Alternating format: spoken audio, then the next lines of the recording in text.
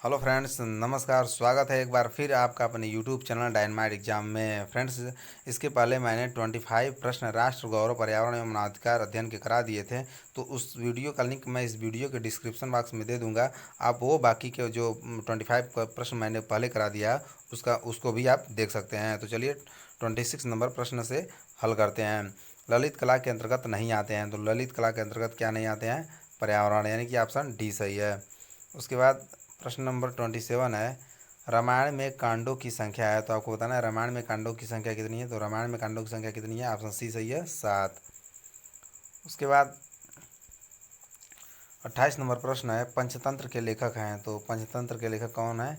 A option सही है, विष्णु शर्मा। उसके बाद 29 नंबर प्रश्न है, पुरुषार्थों की संख्या है। तो आपको बताना है पुरुषार्थों की संख्या कितनी है।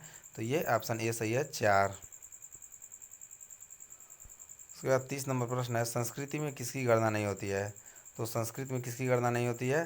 प्रशासन की। उसके बाद प्रश्न नंबर 31 देखते हैं। प्रश्न नंबर 31 है आपका, प्रेम मार्गी कवि हैं। तो आपको बताना है इसमें से प्रेम मार्गी कवि कौन है। तो सही ऑप्शन सी, मलिक मोहम्मद जैसी। उसके बाद 32 नंबर प्रश्न है आपका, परम प्रियतम परमात्मा को प्रेम द्वारा पाना किस साधना का अंग है। तो यह है कृष्ण भक्ति साधना का। उसके बाद 33 नंबर प्रश्न है आपका, श्रीमद् भागवत में गोपियों की श्रेणियाँ हैं। तो ये हैं आपकी दिया है ऑप्शन कुमारिका, गोपांगना, ब्रजांगना, डी ऑप्शन उपयुक्त सभी। तो ये ऑप्शन डी सही है, यानी ऊपर के तीनों सही हैं।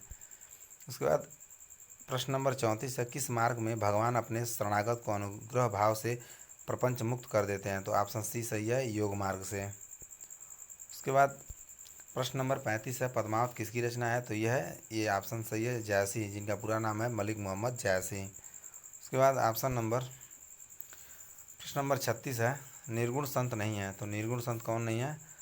तो ऑप्शन डी सही है, केशव दास। उसके बाद 37 नंबर प्रश्न है, रास पंचाध्यायी रचना किसकी है। तो रास पंचाध्यायी रचना है आपकी नंददास की।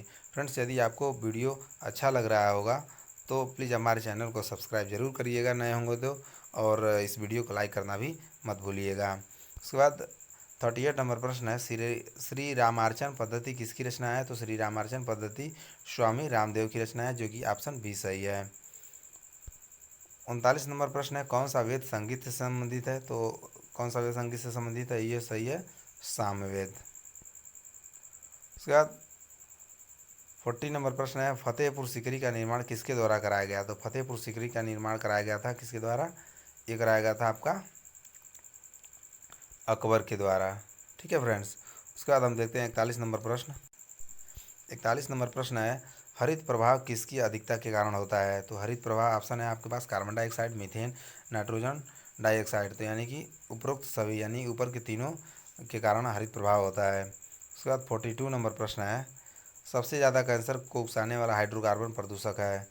तो आपको बताना है सही जवाब है इसका बेंजीन, जो कि सबसे अधिक कैंसर को उकसाने वाला हाइड्रोकार्बन प्रदूषक है। उसके बाद 43 नंबर प्रश्न है, पौधे नाइट्रोजन को किस रूप में ग्रहण करते हैं। मोस्ट इंपॉर्टेंट क्वेश्चन है, पौधे नाइट्रोजन के रूप में पौधे नाइट्रोजन को किस रूप में ग्रहण करते हैं। तो ये नाइट्रेट के रूप में ग्रहण करते हैं। उसके बाद 44 नंबर प्रश्न है आपका, भारत में बाघ संरक्षण हेतु प्रोजेक्ट टाइगर की शुरुआत किस वर्ष हुई थी। तो ये हुआ था, ऑप्शन ए सही है, 1973 में। उसके बाद 45 नंबर प्रश्न है, गिर राष्ट्रीय उद्यान भारत के किस राज्य में स्थित है। तो गिर राष्ट्रीय उद्यान भारत के गुजरात राज्य में स्थित है। उसके बाद 46 नंबर प्रश्न है, निम्न में से कौन मनुष्य की रेडियोधर्मी प्रदूषण से रक्षा करने में मददगार है।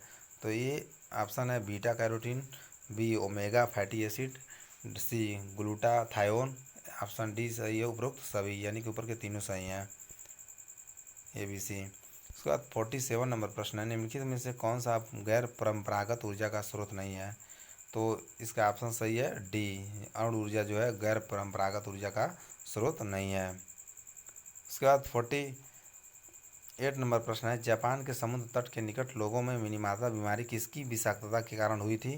तो ये हुई थी आपके, मेरे हिसाब से जहाँ तक मुझे जानकारी है, पारा की वजह से होता है ये मिनीमाता बीमारी। अगर आपको लगता है कि मैंने गलत बताया तो इसका आंसर जरूर कमेंट बॉक्स में कमेंट करके बताइएगा। उसके बाद 49 नंबर प्रश्न है, तृतीय पृथ्वी सम्मेलन का मुख्य विषय क्या था। तो फ्रेंड्स मैं इस क्वेश्चन का मुझे जानकारी नहीं है, ठीक है, क्योंकि मैं गलत तो बता नहीं सकता। उसके बाद हम देखते हैं 50 नंबर प्रश्न हम देखते हैं। अम्ल वर्षा एक मिश्रण है, तो अम्ल वर्षा किसका मिश्रण है?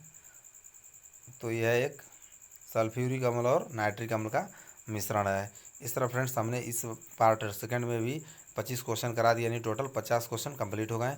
बाकी 25 क्वेश्चन मैं पार्ट 3 में लाऊंगा और शेष बाकी के जो 25 क्वेश्चन होंगे पार्ट 4 में लाऊंगा। तो चलिए अब नेक्स्ट पार्ट 3 में मिलते हैं। धन्यवाद।